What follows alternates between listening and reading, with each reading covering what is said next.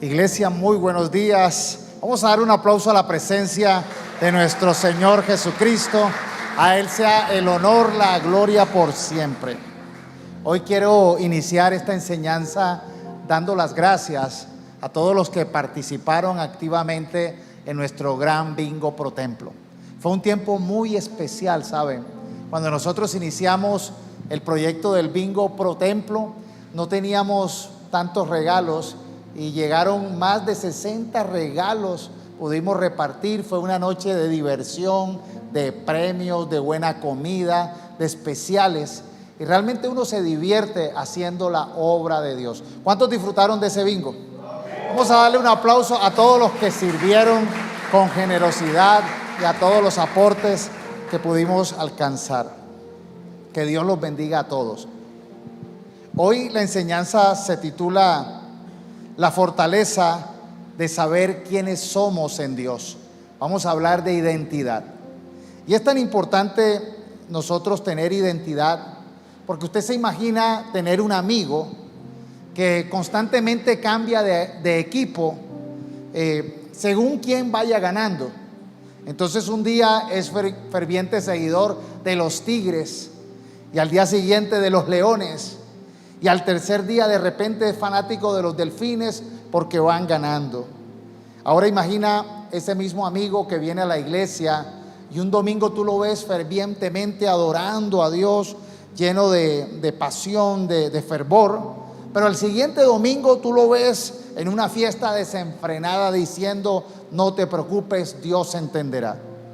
Ese amigo es como esos personajes de películas de espías que cambian de bando tantas veces que ni siquiera uno sabe de qué lado es. Un día es un superhéroe, al día siguiente es un villano y al día siguiente está vendiendo crispetas a la entrada del cine. No sabemos quién es. Alguien sin criterio, sin identidad, que cambia según el viento, termina siendo un falso amigo, termina siendo un falso cristiano, porque su traición es tan ridícula que parece una comedia. Cuando vemos la historia de Judas, Judas en algunos momentos era el crítico de Jesús. En algunos momentos estaba generando la crítica, generando siempre la oposición, y terminó siendo el traicionero. Por eso nosotros necesitamos siempre ser claros en la identidad y en el criterio, saber de qué lado estamos, ser leal. No podemos tener amigos que hoy en día que hoy nos dicen que son amigos y mañana están hablando mal de nosotros y luego están con los enemigos nuestros. Como cristianos, nuestra lealtad, nuestra identidad debe ser constante. Somos hijos de Dios, estamos en el bando de la luz y siempre caminamos en buenas obras. Por eso la enseñanza de hoy es domingo 4 de agosto. Y hoy les voy a hablar de 4 versículos que para mí son fundamentales. Como las patas de una mesa generan la estabilidad para nosotros entender quiénes somos en Dios.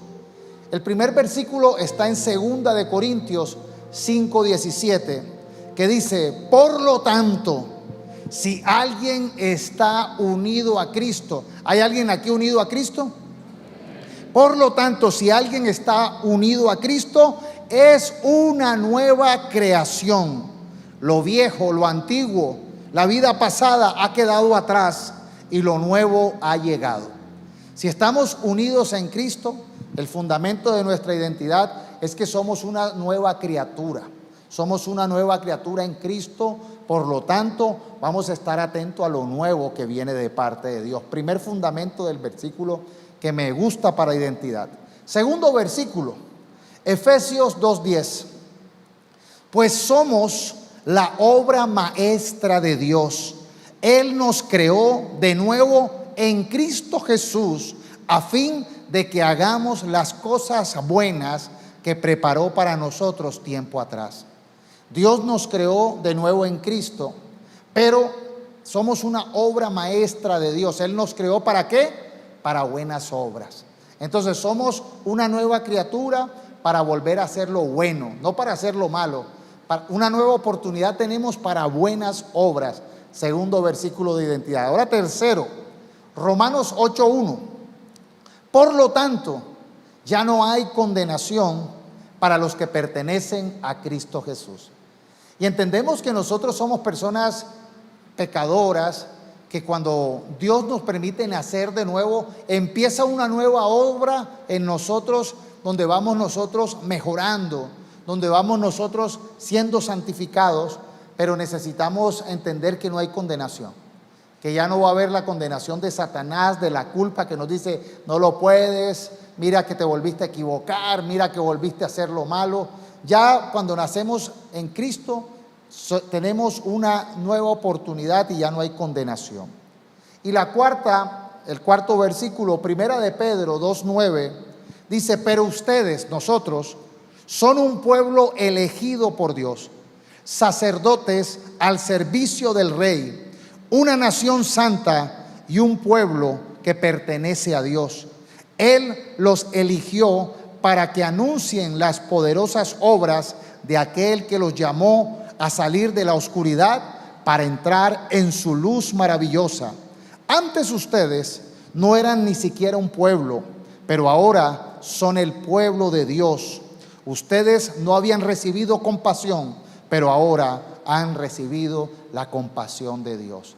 Por eso nuestra identidad debe ser una identidad de esperanza, renovada, de nuevas oportunidades, de buenas obras, de personas que lo vamos a lograr, que lo vamos a alcanzar, porque el Dios Todopoderoso está con nosotros. Entonces necesitamos nosotros tener una nueva identidad en Cristo, saber quiénes somos, y así de esa manera encontrar la fortaleza para alcanzar esos propósitos que Dios tiene para nosotros en el poderoso nombre de Jesús. Yo quiero que le demos un aplauso a esa identidad que tenemos en Cristo, a esa identidad de misericordia y de favor. Hoy quiero enfatizar acerca de la importancia de nuestra identidad y de la motivación en nuestra vida cristiana. Hay un principio que quiero resaltar, y ese principio es: el quién es más importante que el cómo. Yo quiero que tú repitas: el quién es más importante que el cómo. Porque muchas veces nos preocupamos cómo vamos a alcanzar esas promesas, cómo vamos a lograr esos sueños, cómo vamos a lograr esos propósitos.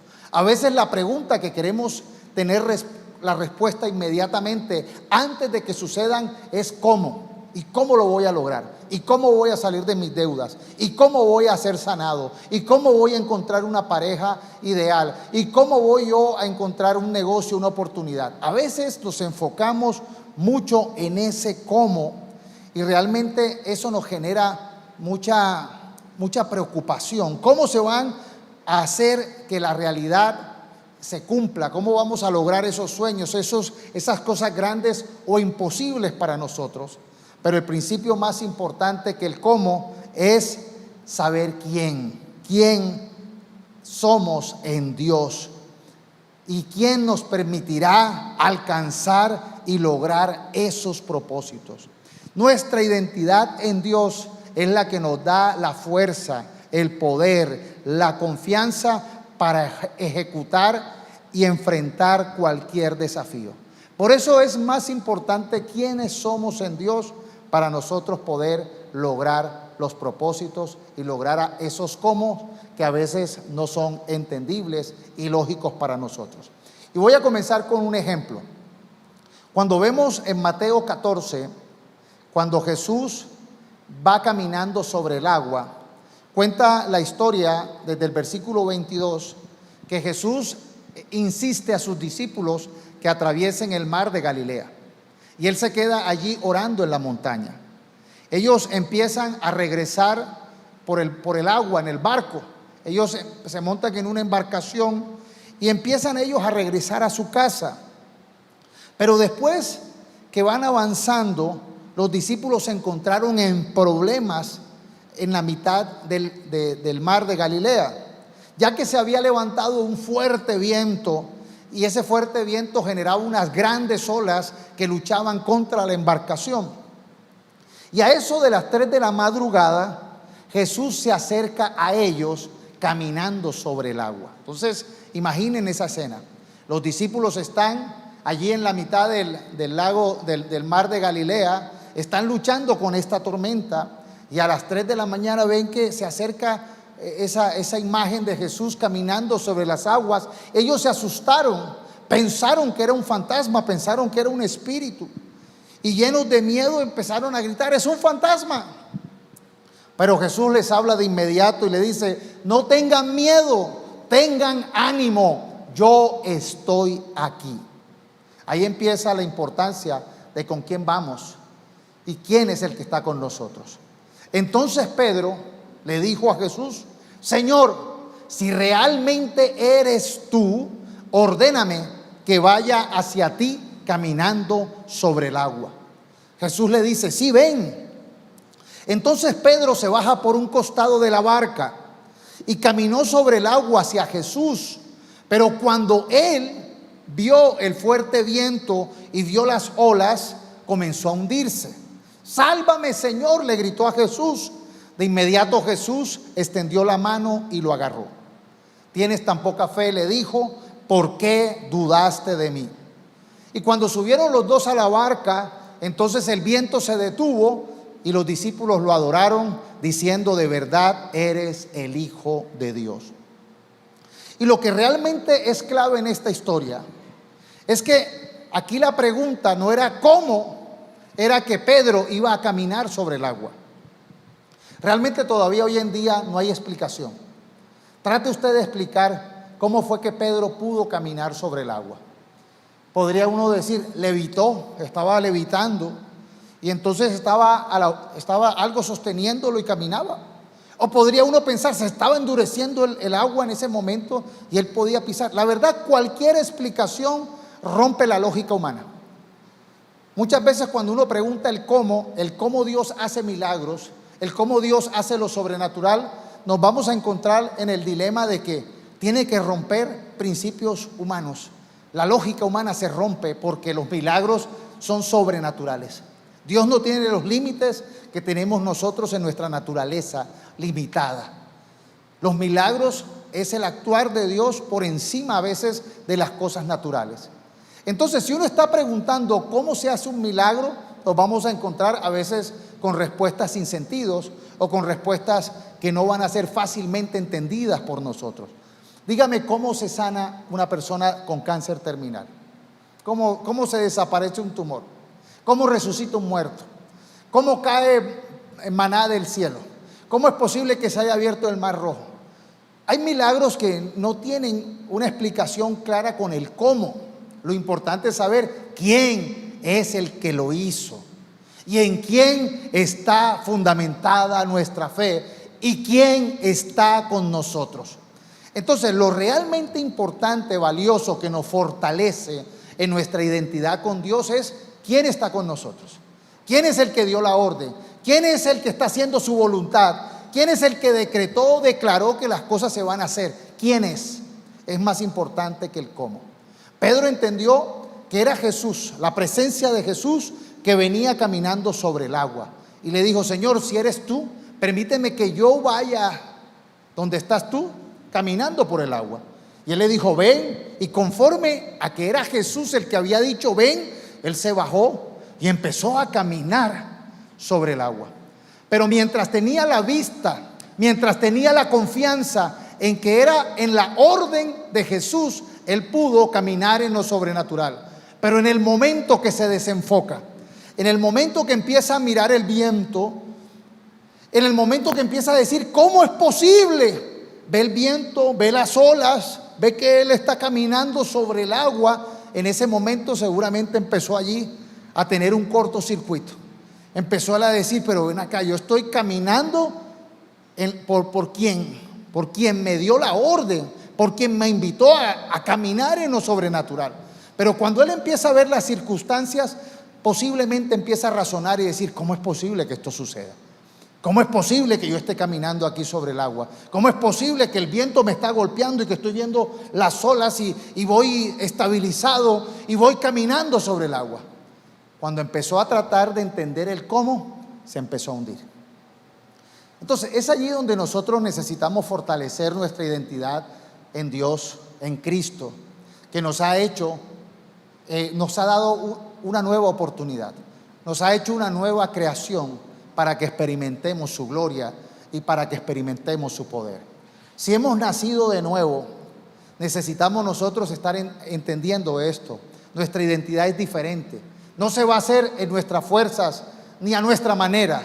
Las cosas se van a hacer en la voluntad de Dios. Y allí los cómo, a veces no hay cómo explicarlos.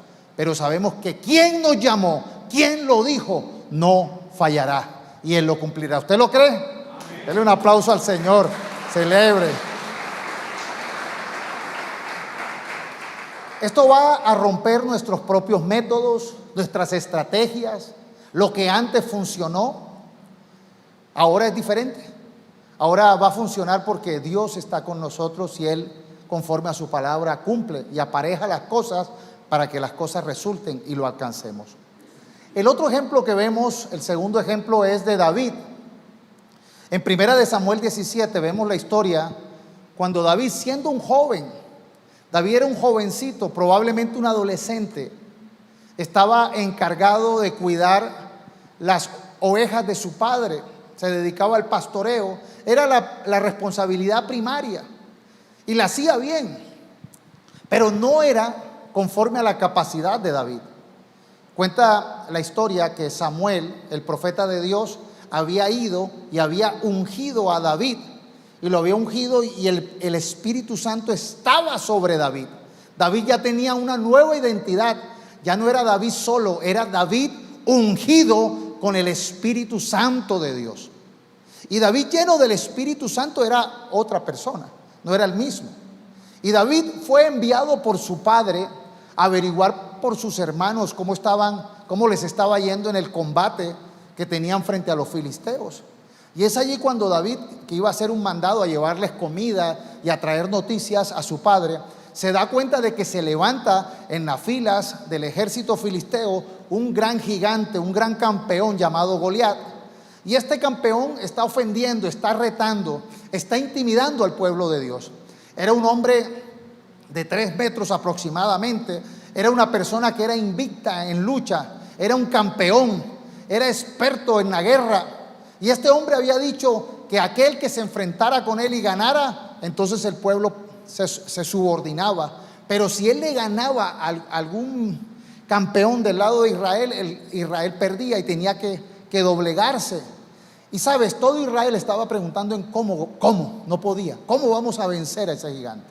¿Cómo? Si nos supera en altura, nos supera en fuerza, nos supera en capacidad. No había quien, porque la pregunta era, ¿cómo vamos a enfrentar a este gigante? Pero David tenía un factor diferenciador. Aunque era un joven, aunque era un muchacho inexperto en la guerra, aunque era un muchacho que de pronto no tenía las capacidades, la experiencia para poder enfrentar a este gigante, tenía una característica diferenciadora, y era que sabía quién estaba con él. Y sabía también que este filisteo estaba del lado equivocado, estaba en contra de la voluntad de Dios que cuidaba a su pueblo Israel. Entonces este joven, lleno de fe, lleno de poder, lleno de esta claridad, va y le dice al rey que él va a enfrentar a ese gigante. Y era tal su convicción que a todos convenció que Dios estaba con él. Y cuando este joven se enfrenta, realmente era algo que rompía el cómo. Porque ¿cómo era posible enfrentar un gigante con experiencia, con fortaleza, con altura, con capacidad, contra un jovencito inexperto? Eso no era ninguna estrategia. Ese cómo no funcionaba.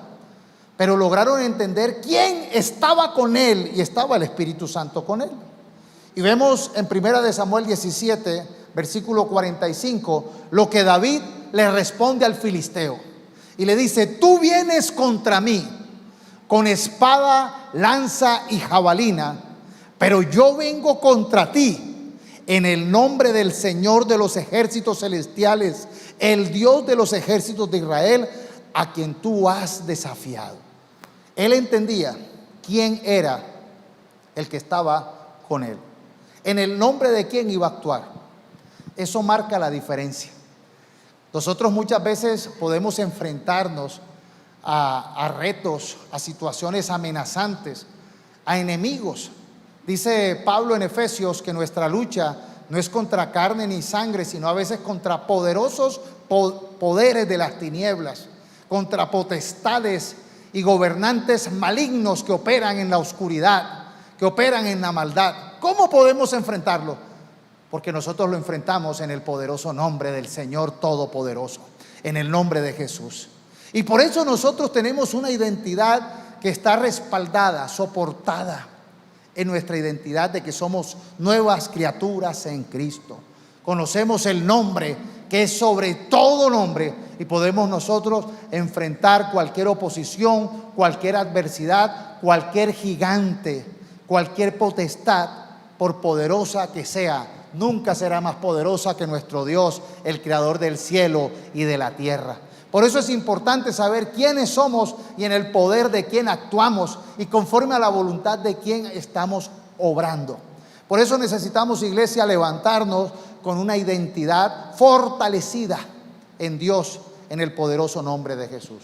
Y yo no sé cuántos están enfrentando gigantes en este día.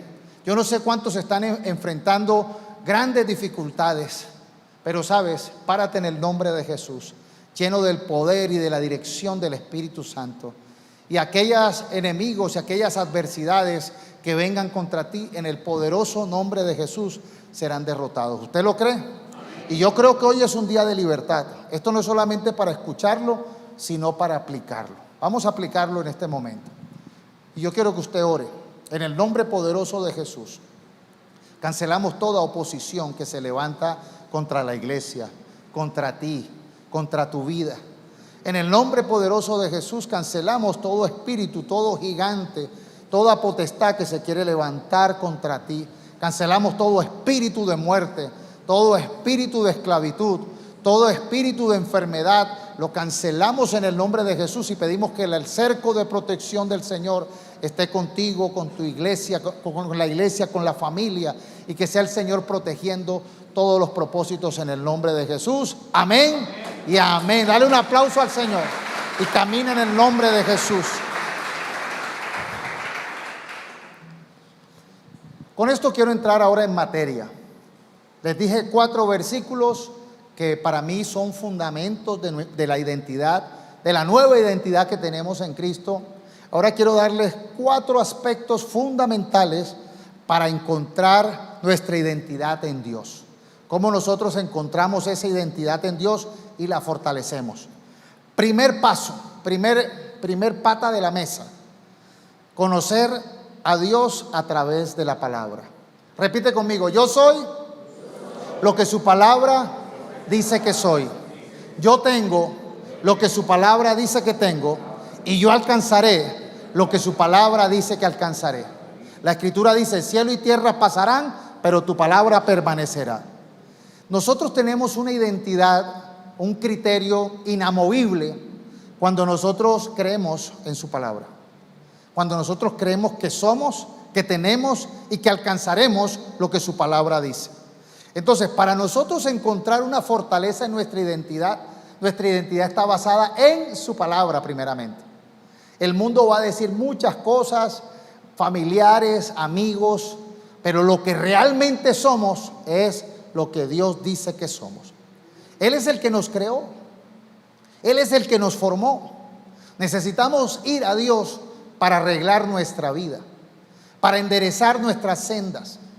Y yo no sé cuántos de ustedes han comprado un electrodomésticos en Home Center, o ahora que vienen estas empresas que venden accesorios desarmados, y uno compra a veces stand, closet, muebles o electrodomésticos que vienen todos en una caja y todo para armar.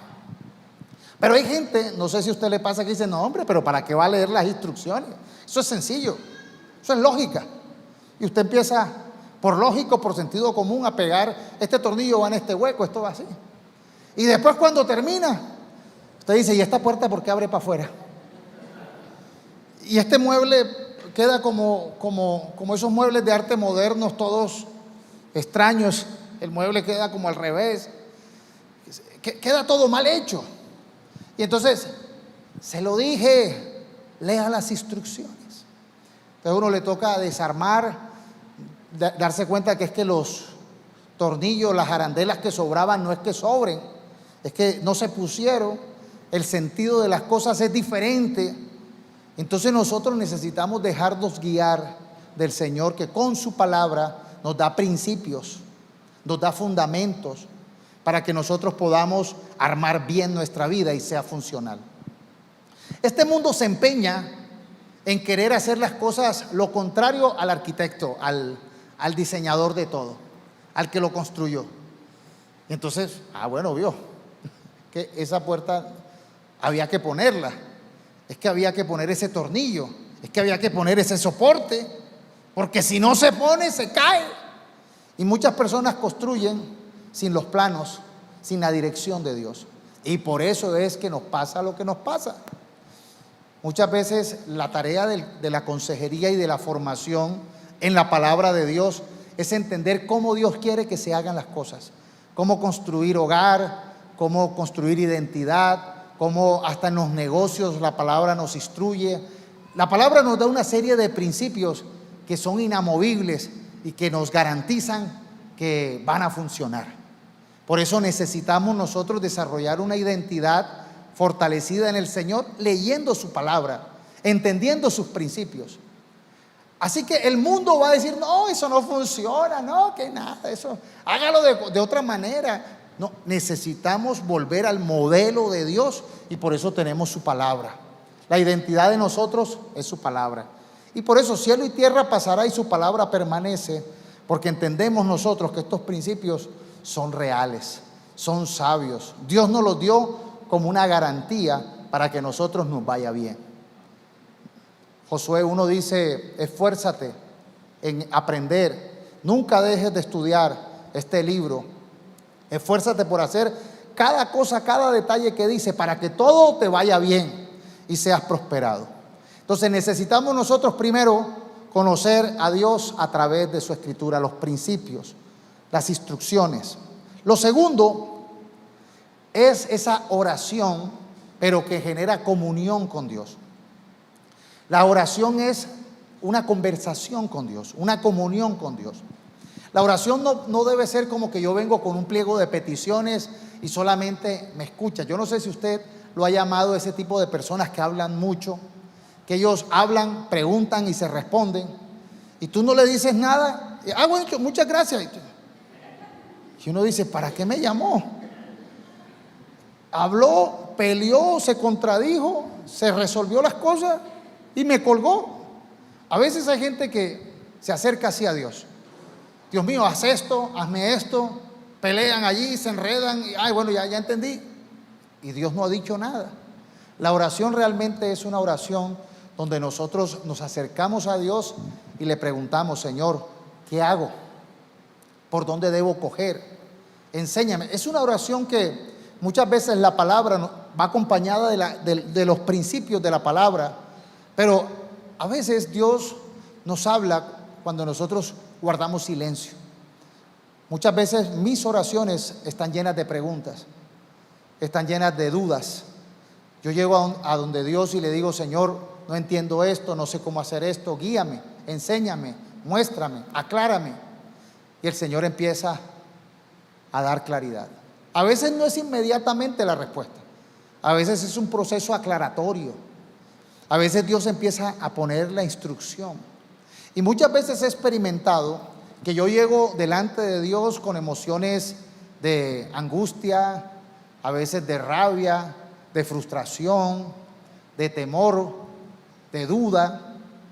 Pero en esa conversación con Dios me quedo en silencio y espero luego que el Señor ministre, toque, transforme, y Dios cambia mis emociones. Dios me da paz, me da claridad, me da sosiego, me dice, me cambia la perspectiva. Y es allí donde nosotros necesitamos tener esa identidad.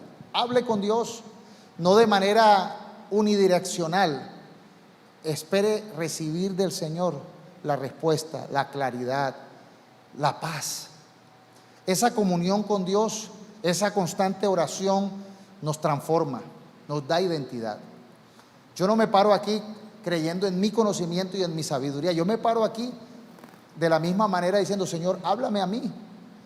Esto no es mensaje mío, esto es mensaje del Señor para mí, para ustedes. Necesitamos nosotros tener esa actitud de escuchar al Señor y en esa actitud de humildad y de guardar a veces silencio y de entender que el Señor nos va a hablar, vamos a encontrar la respuesta. ¿Cuántos Dios les habla en la oración? Vamos a continuar, porque muchas veces estamos como esa persona que habla, que se responde a sí misma, que pelea y Dios no habla. Necesitamos tener oídos abiertos y una mente abierta y un corazón allí dispuesto a escuchar al Señor. Entonces, lo primero, la palabra de Dios. Lo segundo, la oración en comunión. Lo tercero, la iglesia. Nuestra identidad se fortalece en la iglesia. Hoy en día hay algunos cristianos que dicen equivocadamente que son cristianos sin iglesia. Un cristiano que no tiene iglesia, que no se congrega en la comunidad cristiana, no tiene una buena identidad. Porque es que Dios no hizo una sola persona o dos, Él formó una iglesia donde todos juntos venimos a ser enseñados, donde todos juntos venimos a alabar, donde todos juntos nos ayudamos unos a otros. La iglesia forma parte fundamental de la identidad. Imagínese usted que va a jugar un partido de fútbol usted solo. Y hay gente que pretende jugar un partido de fútbol él solo. Entonces, él solo es el arquero. Él solo se tira el penalti. Él solo se tapa. Él solo es el árbitro. Él solo es la defensa. Él es el equipo contrario. O sea, está loco. Uno no puede jugar fútbol solo, como uno no puede ser cristiano sin identidad, sin iglesia. En la iglesia tenemos un propósito. Jesús dio un propósito a la iglesia. ¿Cuál es? Vayan y hagan discípulos, enséñenles. Primero somos enseñados y luego nosotros vamos, cuando ya hemos aprendido, vamos y enseñamos. La iglesia tiene como propósito el plan de salvación de Dios a través de Cristo. Por eso Jesús instituyó la iglesia. Eso no es un invento humano. Y dice la Escritura que dio dones a la iglesia. Dice primero los apóstoles, los profetas, los pastores, los evangelistas, los maestros. Y todos tienen como propósito edificar a la iglesia para que sea perfecta. Nosotros necesitamos estar en la iglesia para aprender de los otros, para mirar los dones, para ponerlos al servicio, para vivir en comunidad. La iglesia no es solamente yo voy, asisto, escucho una enseñanza o la veo por internet. Eso no es iglesia. La iglesia tiene que ver con que usted mire a su hermano, con que usted ore por el otro, con que usted sirva al otro, con que usted entienda que tenemos una responsabilidad con Medellín, con Antioquia, con esta tierra donde estamos. Tenemos una responsabilidad con Colombia y es mostrarles el plan de salvación. Los discípulos de Jesús siguen al maestro que es Jesús, siguen su mandato, que es vayan y hagan discípulos, vayan y evangelicen, sean la luz del mundo. Entonces nosotros somos cristianos con propósito, tenemos una tarea, una meta. Pareciera ser difícil. ¿Cómo vamos a hablarle a toda Medellín? ¿Cómo vamos a cambiar a Colombia? Bueno, no es cómo, es quién lo va a hacer. ¿Quién lo va a hacer? Cristo. Cristo es el que va a cambiar. ¿Con qué? Con su palabra, con esa comunión privada y en la iglesia. La identidad tiene que ir acompañado de la iglesia. Por eso yo me alegraba tanto el día viernes que hicimos este evento tan chévere de comunidad, de familia, donde juntos nos disfrutamos, nos alegramos, vimos especiales, donde la iglesia fue bendecida. Hubo gente que se llevó premios, regalos, y disfrutamos como un plan familiar y nos alegramos cuando otros ganaron. No sé si los que vinieron no ganaron, pero yo espero que se alegren por los que sí ganaron y que entendamos que en la iglesia realmente nacemos, una nueva criatura nace en Cristo Jesús para ser de bendición para los demás. Entonces, ¿cuáles son los 4 fundamentos? Pues falta el cuarto. El primero, la palabra, la comunión en oración, y el tercero, la iglesia, la comunidad de la fe. El cuarto es recordar las promesas de Dios. Por eso venimos constantemente a la iglesia. Necesitamos nosotros estar escuchando las promesas de Dios, la palabra. Cada vez que venimos aquí a la iglesia, el Señor tiene un mensaje para ti. El Señor tiene un mensaje para mí. Nos recuerda las promesas, las bendiciones, nos advierte. Y por eso nosotros necesitamos estar atentos a las promesas, porque eso es como cuando a ti te llegan mensajes al celular o al correo, donde dice: acuérdate que este viernes, voy a poner un supuesto, hay Black Friday, hay viernes de promoción. Entonces, ¿en cuáles almacenes? En tales almacenes y tales almacenes. Entonces, esos pantalones van a estar al 50%. Esa ropa, esos tenis al 50%. Ese electrodoméstico está al 50%. Tú dices: es el viernes, me llegó el mensaje. Si tú no te acuerdas el jueves o el viernes en la mañana, llegas el sábado: oye, yo vengo a la promoción. No, es que era ayer. Necesitamos nosotros muchas veces estar recordando las promesas que Dios tiene para nosotros, porque Dios tiene promesas para todos los días y de acuerdo a tu necesidad. Hay gente que dice: yo necesito una promesa de salud porque estoy enfermo. Hay promesas de salud que hay que recordarlas, que hay que declararlas, hay que proclamarlas para que Dios obre, para que suceda el milagro. A veces hay gente que dice: yo necesito una promesa de área financiera, de puertas abiertas. Hay promesas de puertas abiertas. Hay gente que dice: yo necesito una promesa de protección. Hay promesas de protección. Yo necesito una promesa de sabiduría. Hay promesas de sabiduría. Entonces, nuestra identidad está respaldada en su palabra, en la comunión con Dios, en la comunidad de la iglesia y en estar recordando y proclamando sus promesas. Allí es donde está nuestra identidad. Porque muchas cosas sobrenaturales empiezan a suceder, no porque nosotros tengamos la intención: no, fue que a mí se me ocurrió orar. No, ya está definido, ya las promesas están allí. Dios da promesas para salud, para vencer la enfermedad, para la economía, para la parte familiar, para la liberación, para todo hay promesas. Entonces necesitamos proclamar las promesas de Dios y recordarlas constantemente. Amén. Vamos a orar para que el Señor nos permita tener siempre una identidad fortalecida. Yo quiero que se pongan de pie, por favor, y vamos a levantar las manos al cielo y vamos a decir: Señor Jesús, en esta mañana venimos delante de ti a pedirte, Señor, que nos permitas nacer de nuevo, a que como iglesia siempre estemos unidos a ti y podamos experimentar tu favor, tu poder, tu obrar sobrenatural. Permítenos conocer cuál es tu voluntad para que caminemos en ella. Permítenos, Señor, levantarnos siempre con la fe en alto, con la fe fortalecida. A veces no entendemos cómo lo vamos a lograr, pero si tú estás con nosotros, sabemos que somos más que vencedores y vamos a alcanzar esos propósitos.